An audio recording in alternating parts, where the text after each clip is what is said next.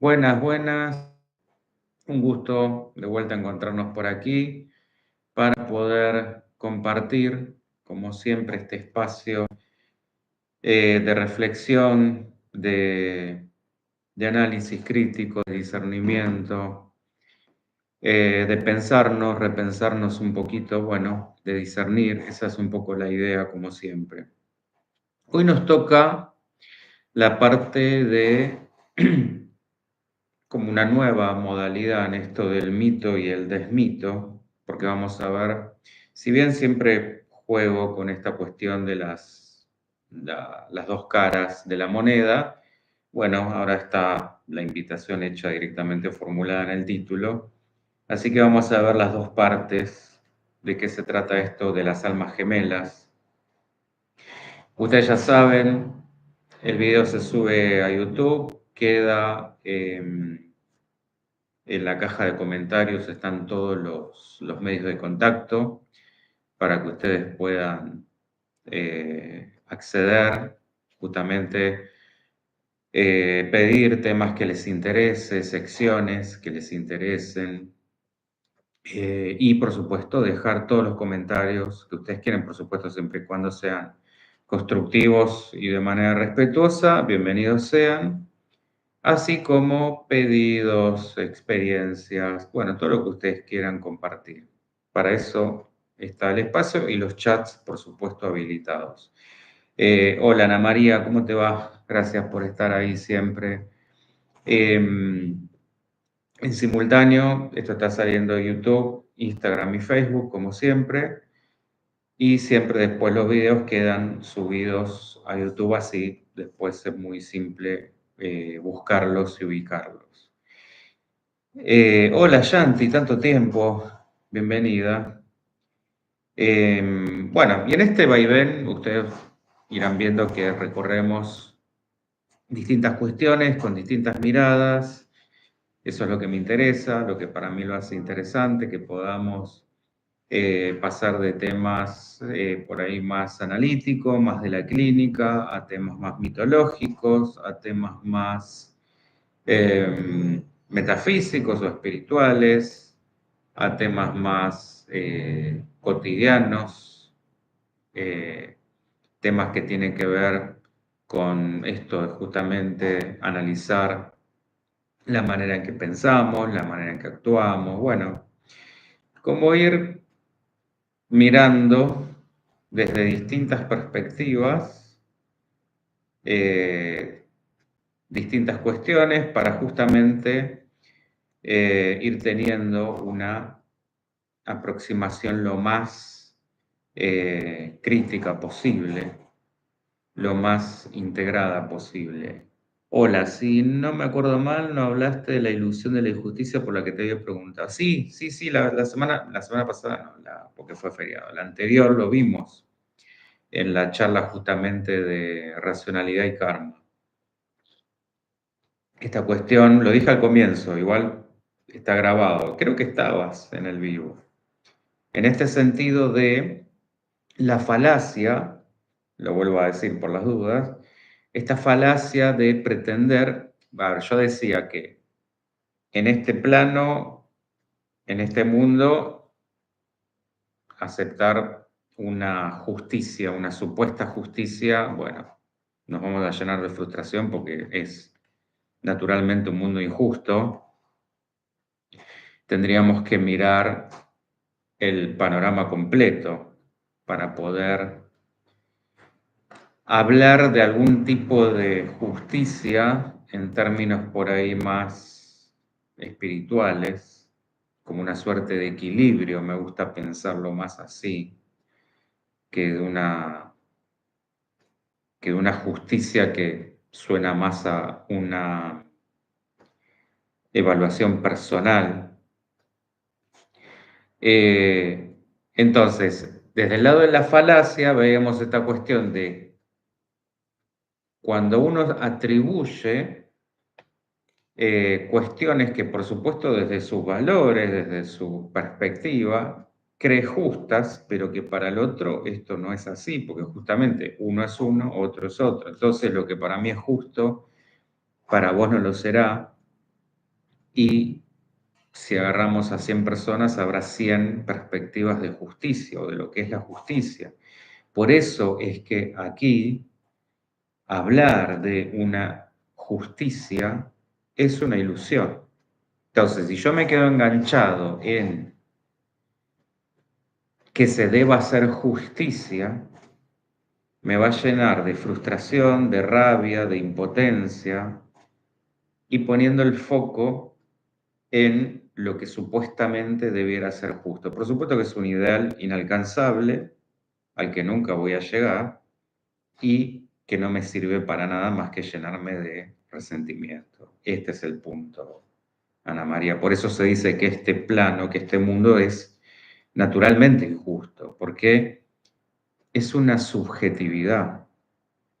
A ver, estamos hablando de cosas, por supuesto, no grotescas, ¿no? Nadie está hablando de un delito, por ejemplo. Es decir, hay cuestiones concretas fuera de la ley que, por supuesto, eh, ameritan una justicia. Ahora, cuestiones más de índole ética, lo que para cada quien es lo bueno o lo malo, lo que es correcto o incorrecto, lo que merece o no merece, ya eso va por otro lado. Entonces ahí es donde uno tiene que tratar de hacer las mejores cosas con las mejores intenciones, que eso es lo que se medirá, lo que se, de alguna manera, no me gusta hablar de juicios, pero lo que veíamos justamente en la última charla, dando, si la actitud es dar y lo más desinteresadamente posible, esto es como generar un crédito a favor. Ahora, cuando las razones son egoístas, son mezquinas, y por supuesto ni hablar si son malintencionadas, esto genera karma. Y en ese sentido es que al generar un desequilibrio, luego esto debe equilibrarse. Es una ley física. ¿Está? Pero bueno, que ahí se haya redondeado un poco mejor. Bueno, hoy vamos a ver esta cuestión que igual ya la venimos rozando un montón a lo largo de distintas charlas, pero hoy la vamos a ver en concreto.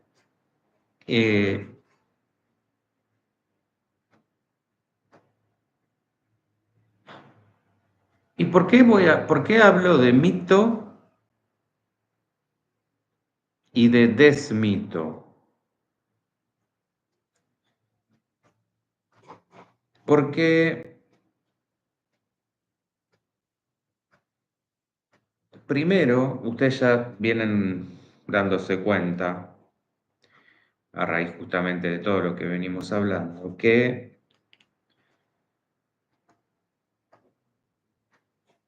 el mito no es que sea una fantasía. Hay muchos mitos que pueden tener componentes de verdad, por más que la historia o la narrativa esté adornada, exagerada o deformada, pero donde simbólicamente el mensaje es, o sea, por ahí nuestro trabajo justamente es tener que hacer ese discernimiento, de vuelta con esto, para poder encontrar el mensaje simbólico dentro de la fábula, la alegoría, la leyenda o el mito, según como esté narrado dentro de todo ese universo. Bueno, de hecho, Freud es el ejemplo más concreto, ha justamente basado un montón de sus teorías a partir de mitos. Entonces, vamos a tomar la parte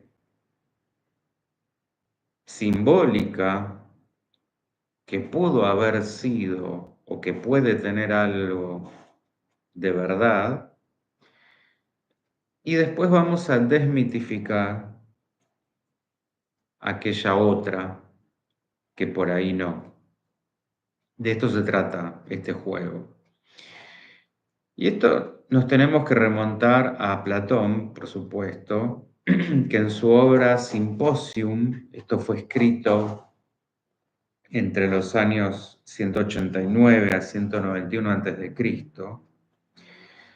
relata sobre los inicios de la creación del mundo en una época donde los humanos convivían con los dioses. Por lo menos así lo explicaba Platón, ¿no? Y la descripción de esos humanos de aquel tiempo lejano va a ser el punto de partida para este mito. El relato fue contado y popularizado por Aristófanes, por ende también recibe el nombre o se lo conoce como el discurso de Aristófanes. Resulta que en estos banquetes a los que acostumbraba Platón, se ponen justamente a filosofar sobre el amor y la historia describe a los humanos de aquel entonces como seres que tenían 2 caras, 4 brazos y 4 piernas. Al contrario de lo que podríamos imaginar, estas personas de la antigüedad eran extremadamente ágiles porque conseguían coordinar de una manera perfecta esas extremidades y tenían un cuerpo que los ayudaba a moverse en forma circular. Es decir, esa naturaleza humana era circular y de ahí salía el resto de las extremidades. Como dije, tenían una cabeza con 2 caras que estaban viradas hacia lados opuestos, como está en la imagen del flyer. Y la esfera, ¿por qué esto del círculo? La esfera representa la simetría y por eso es una representación de la perfección. Además de que se la asociaba con la unidad y la totalidad. Esto ya lo hemos visto también en distintas charlas sobre simbología. Pero además este mito decía que existían 3 géneros. Fíjense, Platón era todo un adelantado ya para esa época. Él hablaba de femenino, masculino y andrógino que combinaba ambos. Acá únanlo también con lo que hemos visto del mito de Hermafrodito, que está en el historial de los videos. Y se consideraba al género masculino como los hijos del sol, al género femenino como hijas de la tierra y a los andróginos como hijos de la luna. La ambición de los humanos, esto es una figurita repetida, sobre todo en los mitos griegos y también romanos por extensión, la ambición que pasó, como siempre, los llevó a ir más alto de lo que podían, es decir, escalar hacia el cielo para enfrentarse para enfrentarse a los dioses y, por supuesto, como siempre, una misión que iba a terminar en fracaso. Zeus y los otros dioses pensaron cómo castigar esa insolencia. Y como la exterminación no era una solución válida y tampoco los podían dejar ir, a Zeus se le ocurre combinar la supervivencia de la humanidad, pero haciéndolos menos fuertes, menos ágiles, menos hábiles. Y esa fórmula, lo que se le ocurrió, fue cortarlos a la mitad. Entonces, lo que hizo Zeus fue cortar con un hilo a los humanos por el medio, como si fuesen un huevo, y le pide a Apolo que gire la mitad, que girara la cara de cada mitad hacia donde se produjo el corte, como una forma de recordar, es decir, como una marca, un recordatorio de lo que había pasado. Apolo tuvo también la tarea de sellar todas esas mitades, creando los estómagos y sellando todo eso a través de el amarre en un solo punto que era el ombligo. Pero debido a que los humanos, esos humanos separados, por supuesto que ansiaban estar completos nuevamente, se acoplaban a sus mitades, olvidándose de sus necesidades básicas hasta que se morían. ¿Quiénes eran los andróginos? Me preguntan a María. Por eso, él hablaba de 3 géneros. Esto era hombre-hombre, mujer-mujer y hombre-mujer. Es decir, los andróginos eran hombre-mujer. Combinaba los dos sexos. Entonces, al momento de la separación, se crean, a partir de estos 3 géneros, tres sexualidades también. La heterosexual, la bisexual y la homosexual. Esto decía Platón.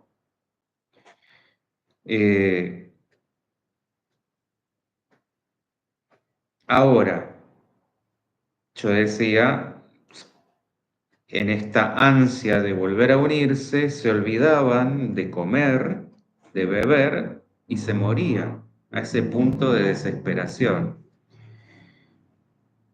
Y se empezaron literalmente a morir. Entonces, cuando Zeus ve esto, se compadece y se le ocurre una nueva solución.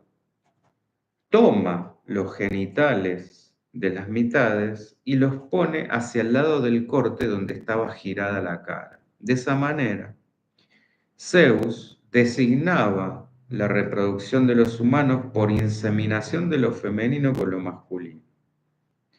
Y es así como cada humano desde entonces se dice que busca su otra parte, su alma gemela, o también llamada su media naranja, para poder calmar el dolor de esa herida primordial de los dioses. Esto es lo que cuenta Platón. Iremos viendo, por supuesto, cuánto hay acá de simbólico, o mejor dicho, cuánto puede haber de verdad en lo simbólico. Porque no nos olvidemos que la religión también parte de una falta originaria, y esto ha sido relevado también por Freud, lo ha tomado Freud, que también habla de una falta originaria. Entonces, por ahí la historia habrá sido muy imaginativa, pero la simbología nos lleva al mismo lugar. Ahí está el punto. Pareciera que algo hemos hecho, llamémoslo pecado original, llamémoslo lo que sucedió en el jardín del Edén, llamémoslo este humano que convivía con los dioses y quiere ser como ellos y los desafía. Como lo queramos llamar, todas las religiones coinciden en una caída original del hombre, en un desvío, en una falta hacia la que tenemos que volver. Bien. Nos vamos a ir a la leyenda del hilo rojo. Esto es una creencia japonesa, donde las personas cuyos caminos, se dice, están destinados a cruzarse, se encuentran conectadas mediante un hilo rojo invisible que une sus dedos meñiques y por ese motivo estas almas gemelas se reconocen sin importar el paso del tiempo y por adversas que puedan ser las circunstancias. Hola Maros, ¿cómo te va por Facebook? De manera que ese hilo rojo del destino se puede enredar, se puede estirar, pero nunca se rompe. ¿Está? Y ahora vamos a ver la leyenda celta. Para los celtas, dos seres que se aman profundamente son aquellos que nacieron de un alma única que se separaron por orden de las deidades, en este caso celtas, en los comienzos de la vida para así seguir dividiéndose y poblar el mundo de las almas. Así, de un alma nacieron dos, de esas dos cuatro, de esas cuatro 16 y así sucesivamente. A dos almas que nacieron de una se las llama almas gemelas. Y dice esta leyenda que las almas que se desprenden sienten ese dolor del desarraigo y justamente por esa pena, por haber nacido juntas, es que aprendieron a amarse. Y sin embargo, aquellas que nacieron juntas y son almas gemelas, en el amor siempre van a desear reencontrarse en su paso por la tierra. Según los celtas, solo las almas que aprenden lo suficiente consiguen estar nuevamente juntas. Y cuanto más aprenda, más experimente y más crezca un alma, más cerca de lo divino va a estar, más cerca de Dios. Sí, es muy interesante, Maros, lo de los celtas, porque, bueno, hay un montón, obviamente, de leyendas por esos lugares, así que no es extraño que hayan hecho como su propia versión de las almas gemelas. De todas maneras, para el celta existe una manera muy sutil de descubrir si encuentra su alma gemela. Se dice que a los ojos del alma noble, del que sabe ver con amor, con los ojos del corazón, vislumbra una llama azulada violácea sobre el hombro izquierdo de su alma gemela, del lado del corazón. Esto tiene sentido, porque justamente es del lado del corazón. Y solo verá esa llama en la persona de su alma gemela y en ninguna otra, y solo la va a encontrar una sola vez en la vida. En definitiva, ¿qué tenemos que sacar hasta acá? Las tres leyendas, la original, la de Platón, la japonesa, la del hilo rojo, y la celta, que es esta de la llamita, concuerdan en que las almas gemelas han estado anteriormente unidas y que tras reencarnarse en otros cuerpos, se buscan incesantemente para reunirse de nuevo y sentirse completas. Aunque muchos creen lo contrario, no todas las almas gemelas se convierten en parejas románticas. Esto ahora lo vamos a desmenuzar un poquito más.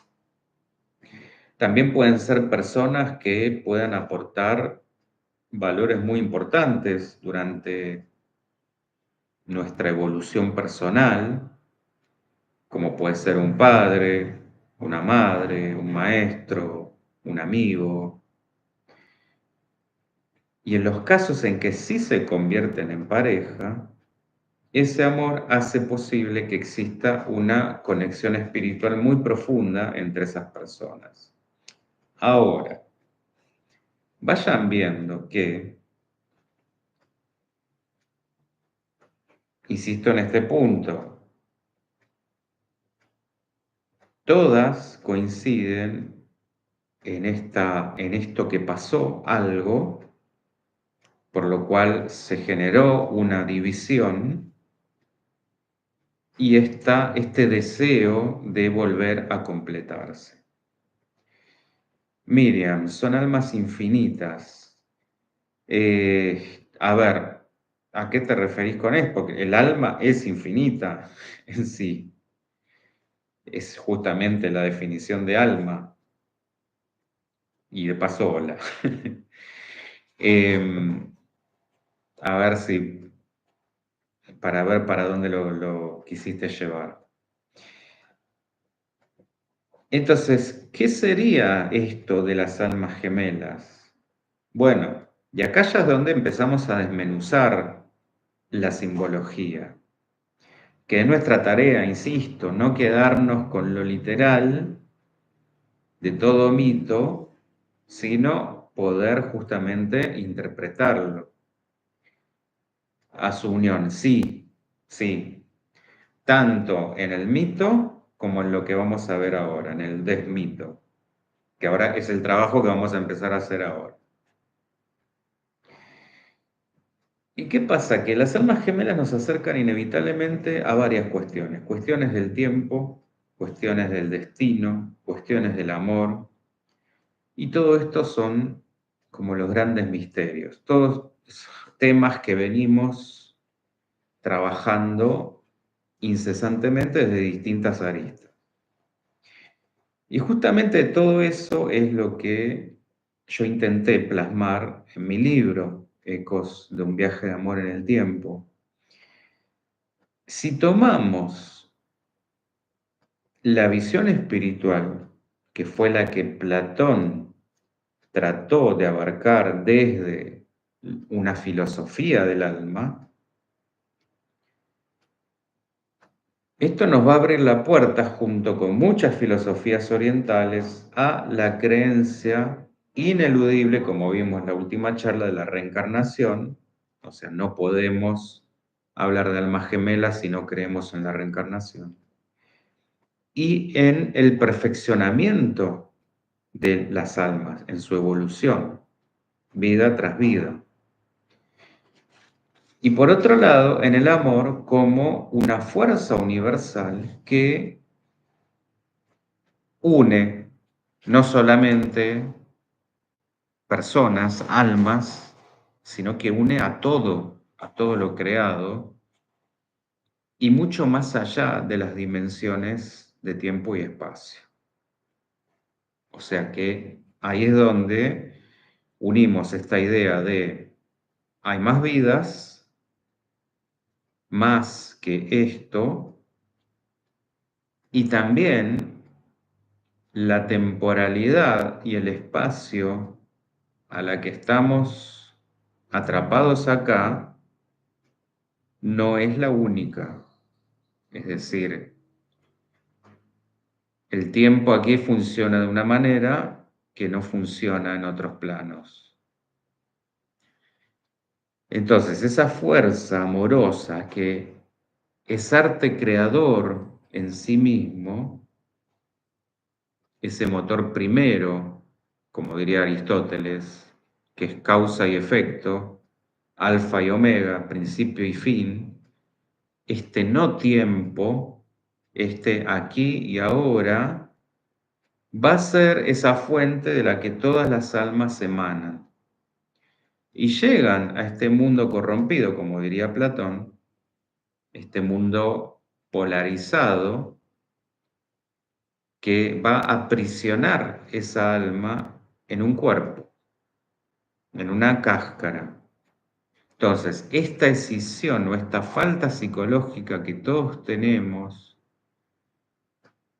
que al mismo tiempo nos hace ser y no ser o ser otra cosa, al estar poseídos por un inconsciente del que sabemos poco o nada, una sombra, un otro yo, que es esa pareja interna, ese niño abandonado al que tenemos que llegar con y por amor. Entonces, a partir de esa fuerza amorosa, salimos en búsqueda de nuestra propia otra mitad desconocida y oscura, misteriosa pero poderosa, para volvernos otra vez esos seres completos de nuestros orígenes, al menos esto en nuestra ilusión o deseo, acá está el punto. Porque ¿qué es lo importante que entendamos aquí? Que tal integridad, por supuesto que nunca la alcanzamos. Fíjense que aquellos humanos supuestamente completos y perfectos, sin embargo, desafían a los dioses, o sea que pecan de orgullo.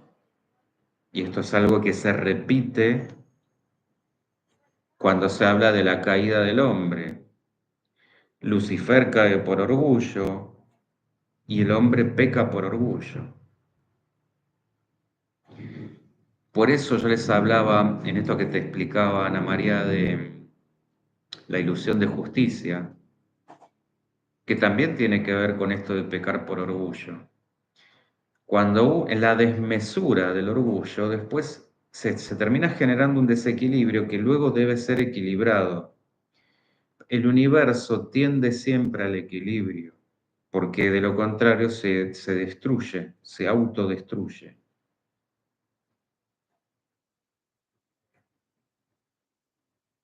Em, justamente de ese delicado equilibrio entre orden y caos es que funciona la creación. De esa tensión de opuestos. Entonces, yo les decía que esa ilusión de integridad, por supuesto, no la vamos a alcanzar, por lo menos acá en el mundo de las formas, pero curiosamente, cuando logramos ese matrimonio interno, que esa es la verdadera alma gemela, el alma gemela aparece por fuera. Y esto suena bastante irónico, porque como si estuviera ahora dispuesta ahí para que no solamente podamos entender la integración en el yo espiritual, sino en todas las dimensiones, es decir, en el cuerpo, en el sentimiento, en la mente y en el alma, como una confirmación o reconfirmación de que esto realmente existe y no que es una mera figura, metáfora para llegar al autodescubrimiento. Que en realidad sería así. Llegando al autodescubrimiento es que nos abrimos a experimentar, a entender, a vivenciar este y todos los grandes misterios. El camino es siempre de adentro hacia afuera, no al revés. Si voy por la contraria, soné. Olvídense. Y si esto lo vemos desde el entrelazamiento cuántico, y acá sí donde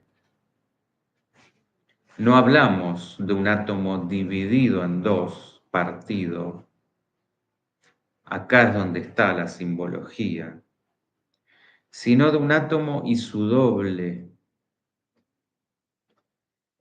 de un yo y su sombra. Por eso se habla de entrelazamiento, porque es como que todo átomo está entrelazado a otra cosa o a otras cosas, a todo. todo estaría entrelazado por eso hablamos de un multiverso. Y este es el punto clave que yo usé en el libro. Es decir, no se trata de encontrar ninguna mitad allá afuera, como nos han hecho creer, porque a partir de acá, aunque a usted le parezca mentira, a partir de ese mito, todas las novelas románticas que hemos conocido, que hemos leído, que hemos visto y que seguimos viendo, parten de esa idea de hay alguien ahí afuera que me va a completar, que me va a dar plenitud. Y hasta les diría más, viene a ser como la puesta en escena de nuestra mente binaria, en este sentido o en esta lógica de todo nada blanco-negro.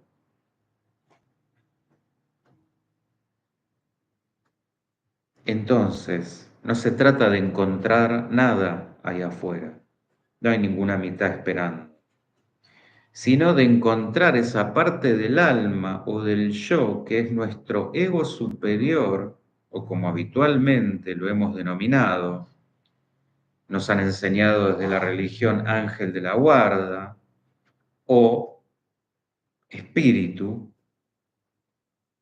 que es nuestra propia versión en su reverso espiritual. Imaginen esto como un plano dividido, tratando de guiar a su contraparte material. A ver si me explico porque esto es complejo. Es decir, ese átomo es como si estuviera bilocado. ¿Qué es la bilocación? Estar simultáneamente en dos lugares al mismo tiempo. Entonces, es nuestro propio yo en una dimensión superior tratando de avivar, vamos a decirlo así bien en coloquial, al yo que está acá abajo, el yo espiritual y el yo de la personalidad. Están unidos por el cordón de plata, están entrelazados. Este es el entrelazamiento cuántico, pero uno está acá y el otro está acá. Entonces, si este no se eleva, si no sube su vibración, si no aumenta su frecuencia, su tasa vibratoria, no hay chance de contacto, no hay chance de unión. Miriam, esa búsqueda nos distrae de nuestro... Exactamente, ese hilo nos une con nosotros mismos, tal cual, pero acá nuestra ilusión separatista es, no, es otra persona, y yo me paso quizá una eternidad buscando a esa otra persona que no existe porque me distrae, como vos muy bien decís, de nosotros mismos. De hecho, la espiritualidad más profunda apunta justamente a que no existe un otro, todo es un yo. El otro está puesto ahí como un reflejo para que podamos trabajar en nosotros, para que podamos detectar nuestra sombra y trabajarla, transformarla, para a partir de ahí dejar de buscar lo que sea, que es lo que veíamos la vez pasada con el tema del apego. Entonces, esto piénsenlo como un espejo, y como todo espejo tiene dos caras, así funciona el desdoblamiento cuántico. Es un mismo átomo expresado simultáneamente en planos diferentes que se quieren unir por resonancia. Pero para que eso suceda, tenemos nosotros desde acá alcanzar esa resonancia o vibración de aquel que está más allá, que está más alto no por altura, más alto vibratoriamente, más alto energéticamente. Cuanto más vibración tenga, más elevado de plano. Cuanto más denso, esto es como, ¿vieron? Lo pesado va abajo del agua, se va al fondo. Lo liviano flota, se va para arriba. Entonces, tenemos que alivianar lo pesado, que es esta materia densa, grosera. Por eso la metáfora del matrimonio interno, de ese abrazo al niño interior. Porque sanando nuestra sombra o nuestro ego herido, ahí podremos subir la vibración hasta ese punto de integración con esa contraparte. ¿Cómo? Está representada en la Capilla Sixtina, en la obra de Miguel Ángel, donde el hombre sella el pacto con lo divino.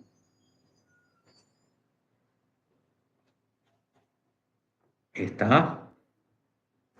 Bueno, después de explicar esto, qué son las almas gemelas, es preciso que haga referencia a las dos teorías espirituales que explican su forma de interactuar. Porque tenemos por un lado los encuentros kármicos,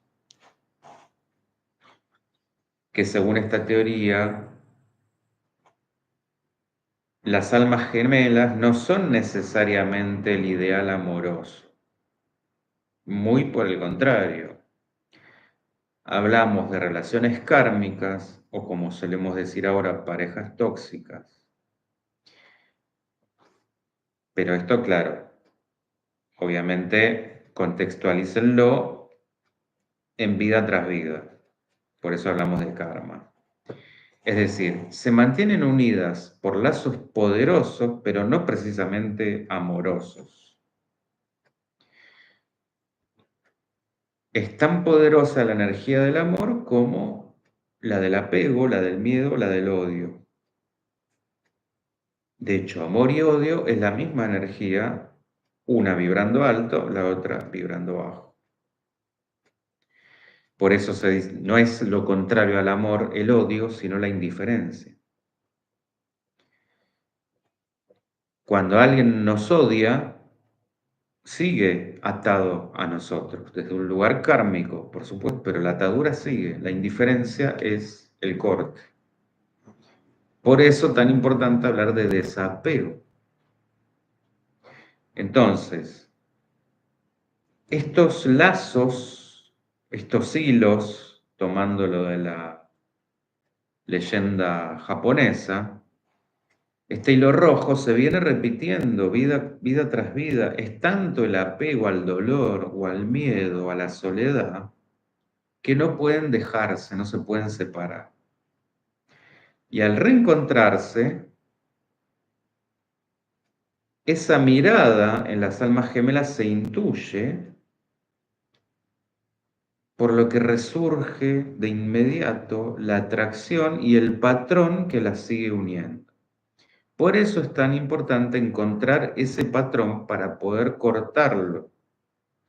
Porque si el patrón que me une sucesivamente, aún cambiando la figurita del cuerpo, pero acá lo que cuenta es el contenido, el alma, la esencia, porque es lo que sigo buscando, es detectar justamente ese patrón, es decir, si el patrón es la violencia, bueno, tengo que transformar mi propia violencia hacia afuera o hacia adentro para cortar el lazo. Claro, Maros, por eso se dice paso del amor al odio. Exacto, o como también habitualmente se, del amor al odio hay un solo paso, tal cual, tal cual.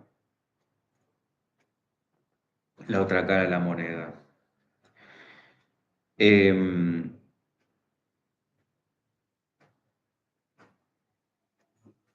bueno, justamente ahí hay una familiaridad reconocible que hasta lo podemos unir a la perspectiva psicoanalítica. Cuando yo les hablo de ese rasgo, identificar ese rasgo, ese algo por el cual repetimos, es esto. algo reconocemos en ese otro que nos atrapa. Y por eso la atracción irresistible. Bueno, piensen en Drácula, que lo hemos analizado. Pero en este caso, insisto, desde el espanto más que el amor, mucho más que el amor. Ahora vayamos a la teoría 2. Sí, o al revés, cualquiera de los órdenes no altera el producto. Ahora vayamos a la teoría 2, que es la más linda, esto es la frecuencia vibracional. Bueno, esta segunda teoría se fundamenta en la frecuencia en que esas almas vibran. Cada persona, al tener un alma, que sería su esencia más pura,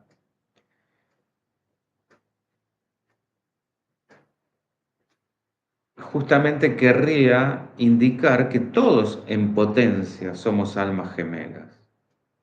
Como cada una de estas almas tiene una vibración, y esto entiéndanlo como un tono, una música en particular, una nota que es única y específica, entonces como cada una de estas almas vibra en una frecuencia distinta, que puede ser más sutil o más densa, dependiendo justamente si predomina el amor o el egoísmo, o la orientación hacia el ser o hacia el tener.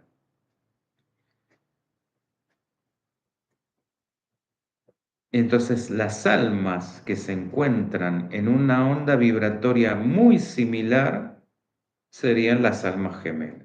Y digo muy similar porque no es exactamente, ninguna es igual a la otra.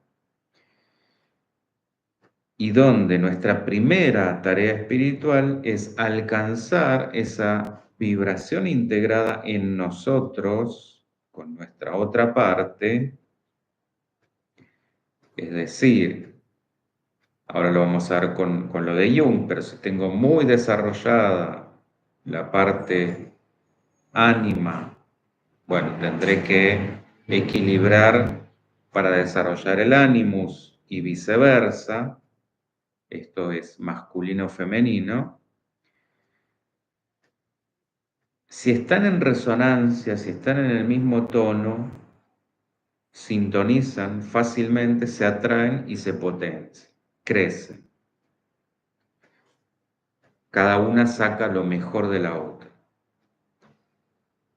Entonces, nuestra primera tarea es alcanzar esa vibración en nosotros, es decir, iluminar y elevar nuestro yo inconsciente para poder ayudar a otros y que así esa unión sea de persona integrada a persona integrada, que es como decir de alma a alma. Sí, Richard Barton y Elizabeth Taylor. Ahí me perdí. ¿Qué querés decir? Elizabeth Taylor sé quién es, no me acuerdo Richard Barton.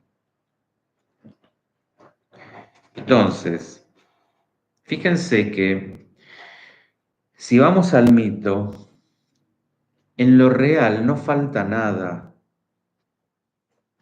La cuestión es nosotros cómo esto lo hemos internalizado. Esto es como hablar de la ausencia, llevémoslo a la teoría freudiana, la ausencia o no del pene, con la cuestión de la teoría fálica, la premisa del falo. Es como nos posicionamos frente a él. Entonces, acá está la cuestión. ¿Qué hacemos con eso? Que pasaban del amor a lo... Sí, sí, sí, y entre tantos, ¿no? Bueno, es esto que vemos en lo que llamamos en lo cotidiano la pareja tóxica, el círculo de la violencia. Esto de, primero, porque te quiero, te aporreo, Después viene el pedido de disculpa, la reconciliación, la luna de miel y de vuelta la violencia. Y así en un bucle infinito. ¿Cuáles serían entonces las características de las almas gemelas? Bueno, hablamos de una evolución personal y una evolución espiritual. Es decir, ¿qué pasa cuando dos almas gemelas se encuentran? Bueno, lo más importante es el crecimiento personal y espiritual. Cuando se da este reencuentro, todo encuentro es un reencuentro, para bien o para mal, ambos inician un viaje a lo profundo de su propio ser, desarrollando su autoconocimiento y aprendiendo a aceptarse uno mismo y hacia el otro. Un alma gemela va a reconocer a su compañera mejor que nadie y de la misma manera que hace un espejo, refleja por igual los puntos fuertes y los puntos débiles, incluso los rincones más ocultos, más oscuros y más dolorosos. De modo que una persona incapaz de aceptarse, de amarse a sí mismo, nunca va a conseguir tener una relación lo suficientemente sana con nadie, menos aún con esta idea de alma gemela, porque la va a estar permanentemente reflejando más desde la sombra. En todo caso será esto que decíamos, podrá aparecer pero en su forma kármica. Por eso es muy distinto el lazo kármico donde cada uno le va a reprochar al otro lo que tiene, lo que padece, como vimos en la última charla. Yo daba el ejemplo, me enojo porque me gritas y el otro aduce, te grito porque te enojas. Y ahí estamos. Nadie ve lo suyo y quedamos atrapados en un bucle eterno. Eso es el karma. El karma es la repetición, por lo que la liberación de la repetición llega con el cese de la necesidad de buscar un otro con esa idea ilusoria del mito de que algo me falta y alguien afuera me tiene que completar. Aún sea mi propio yo.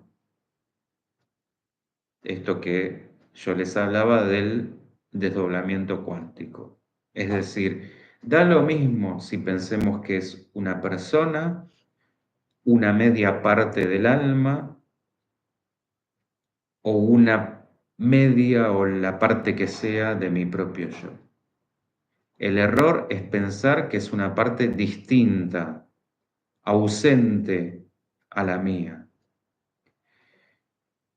cuando la realidad es que es mi propia parte que debo transformar. Esto es como decir, transformar mi yo personal en un yo espiritual. En el fondo son lo mismo. Pasa que uno está acá manifestado al 100% o casi, y el otro está totalmente velado. Y en el otro es lo opuesto. Entonces, lo que tengo que hacer es alquimia con mi propio yo, con el de acá abajo, el de la personalidad, cambiarme a mí mismo y no esperar que el encuentro, ese supuesto encuentro mágico, me dé lo que creo no tener. ¿Se entiende? Esto es el punto más importante. Ejemplo, me siento débil, busco a alguien fuerte. Bueno, si hago esto voy a ser todavía más débil, porque ahora quedo atrapado en esa necesidad de que mientras esté con alguien fuerte, de alguna manera me voy a sentir a salvo.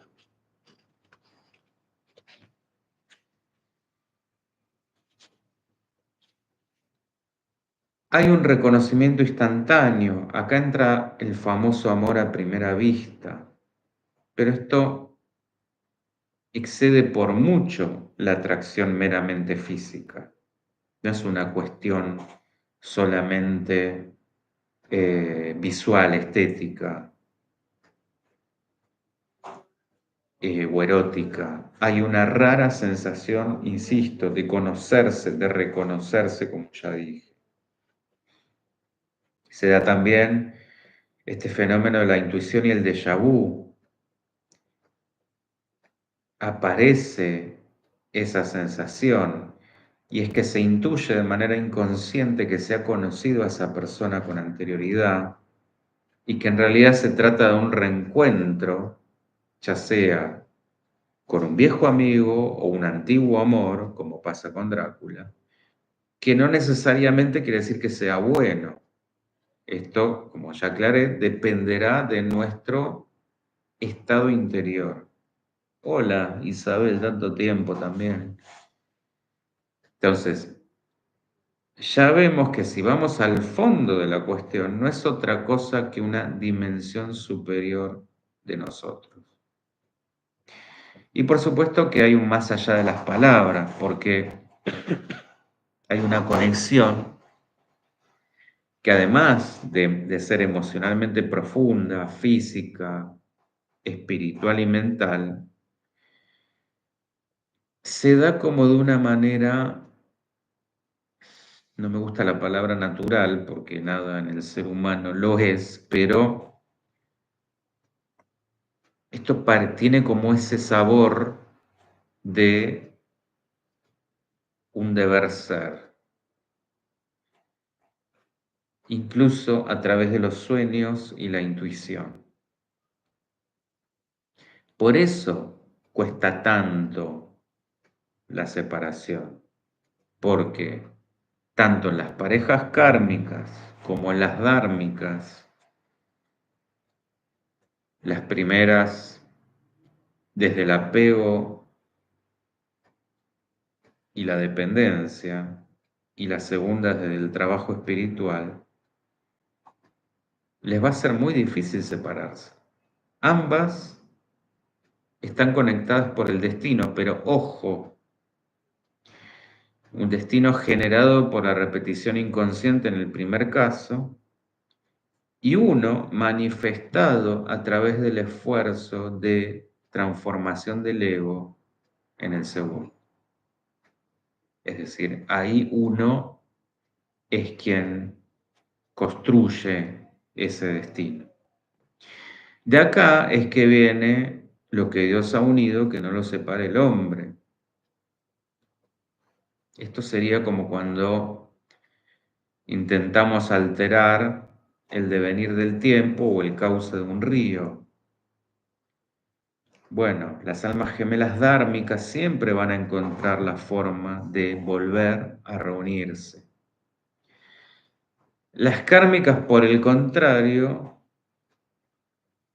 es imperativo que se separen siempre y cuando no puedan transformar. ¿De qué depende esto? De que ese nivel vibracional del que yo les hablaba esté más o menos pasible de equipararse, es decir, que la diferencia no sea tan grande, tan irreconciliable, con lo cual puedan hacer un trabajo, muy esforzado trabajo, para ponerse a la par. Si la diferencia es muy evidente, es imperativo que se separen para que cada una pueda evolucionar por separado hasta alcanzar un determinado nivel vibracional que les permita relacionarse desde otro lugar, pero no con esta, va a ser con otra. ¿Está?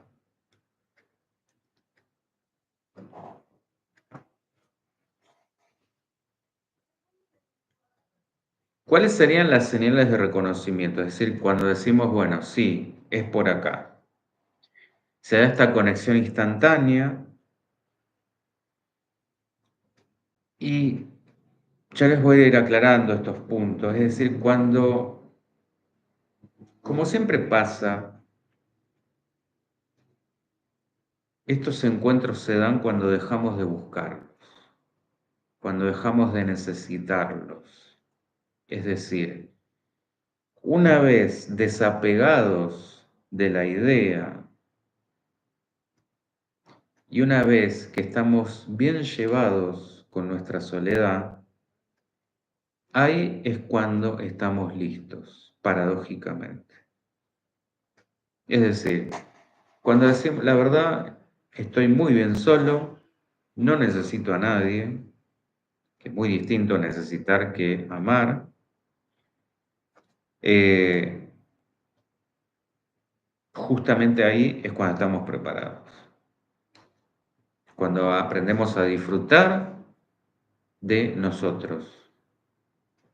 Ahí aparece y la conexión es profunda de inmediato y simultánea, como dije recién, en cuerpo, emoción, mente y espíritu.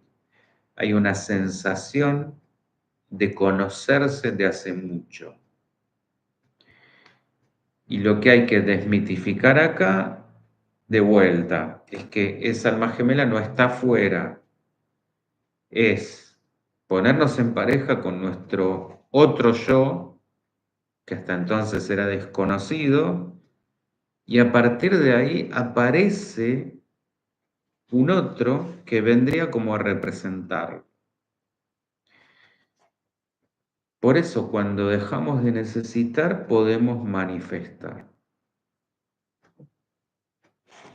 Por supuesto que va a haber sentimientos de mucha intensidad.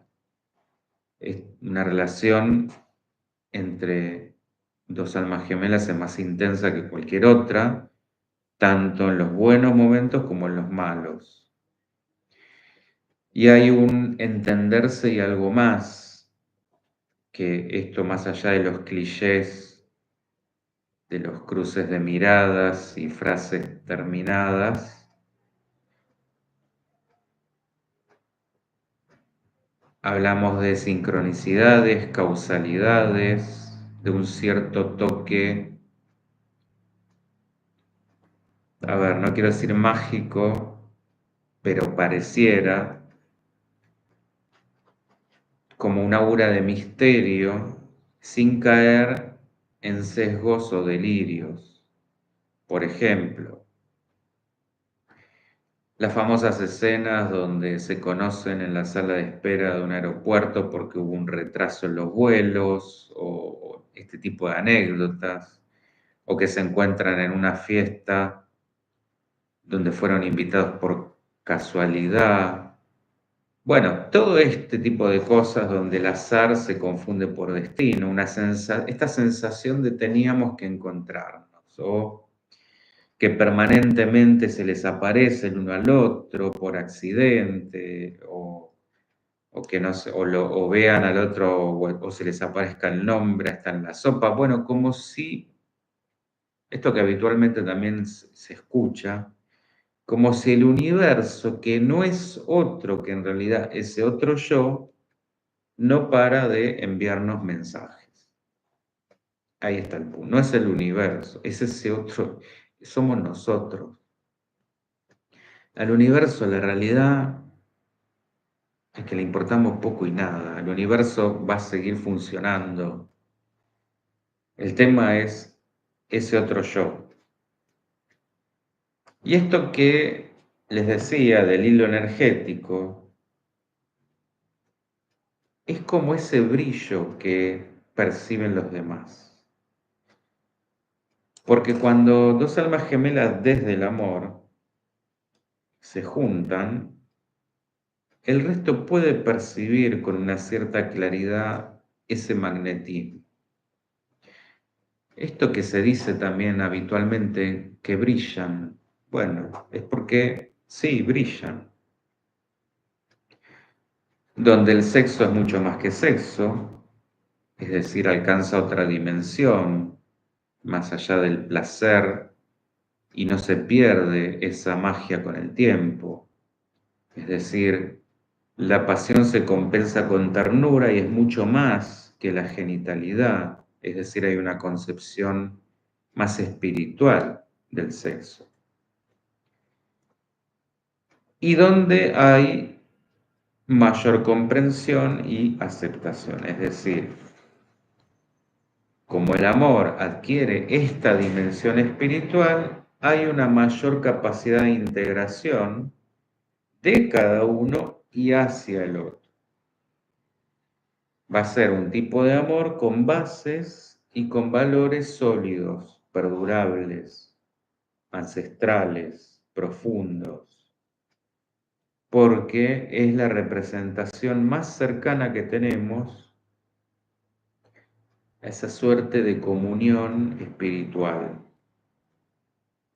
¿A qué voy con esto? A esa unión con todo lo creado, porque parte de ese mismo principio de o en cada uno. ¿Está? Bueno, yo hoy dejaría por acá, para no hacerlo muy largo el video, y continuarlo la semana que viene para que sigamos viendo cuándo es, cuándo no es y sobre todo en esta parte de la desmitificación. De paso, que aparezcan y surjan todas las preguntas que se les ocurran, comentarios, dudas o experiencias si se animan a contar. Así seguimos enriqueciendo el tema que da para mucho. ¿Está? No, gracias a ustedes. Gracias Miriam, Maros, Isabel, Ana María, Yanti. Bueno, y espero haberte respondido, Ana, vos me dirás, lo de la ilusión de justicia. ¿Estamos? Bueno, será hasta la semana que viene, mismo horario como siempre, y con la parte 2. Bueno, muchísimas gracias por el apoyo, por la lealtad, por seguir ahí. Nos vemos la semana que viene. Chau, chau.